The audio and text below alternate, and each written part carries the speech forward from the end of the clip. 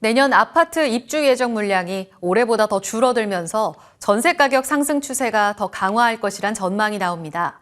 특히 서울 등 수도권의 입주 물량 감소폭은 더 커서 내년 전세 시장에도 상당한 영향이 있을 것으로 보입니다. 엄수빈 기자입니다. 올해 하반기 상승 전환한 뒤 계속해서 상승세를 그리고 있는 전국 아파트 전세 가격.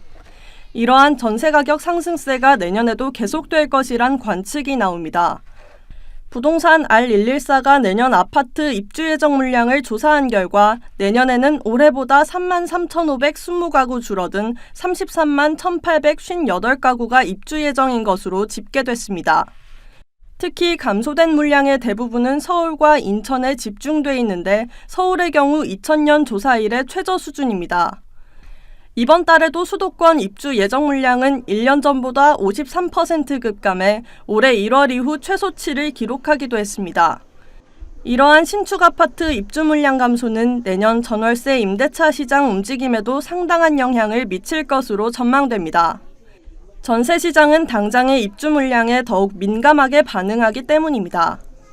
전국 아파트 전세 가격은 지난 7월 넷째 주부터 계속해서 상승세를 그리고 있습니다.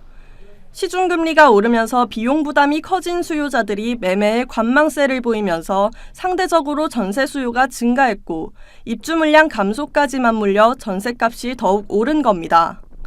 정부가 7월부터 전세보증금 반환 특례대출을 시행하며 임대인들의 유동성이 크게 개선된 부분도 작용했습니다. 여기에 빌라 등 비아파트에 대한 전세 사기 불안으로 아파트에 대한 선호도가 더욱 높아진 것도 영향을 미친 것으로 분석됩니다. 장기화 여부는 향후에 정부에서 어떤 대책을 내놓냐에 따라 달라지는 건데요. 내년에 분양도 줄어들 가능성이 높아요. PF 문제 때문에. 향후에 한 2, 3년 사이에서는 이제 공공 쪽에서 주도해서 공급량이 얼마나 나오냐에 따라서 공급 부족 문제가 현실화할지 아닐지에 따라 좀 달라지는.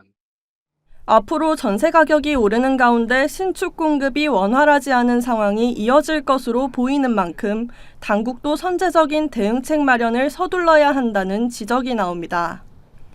머니투데이 방송 엄수빈입니다.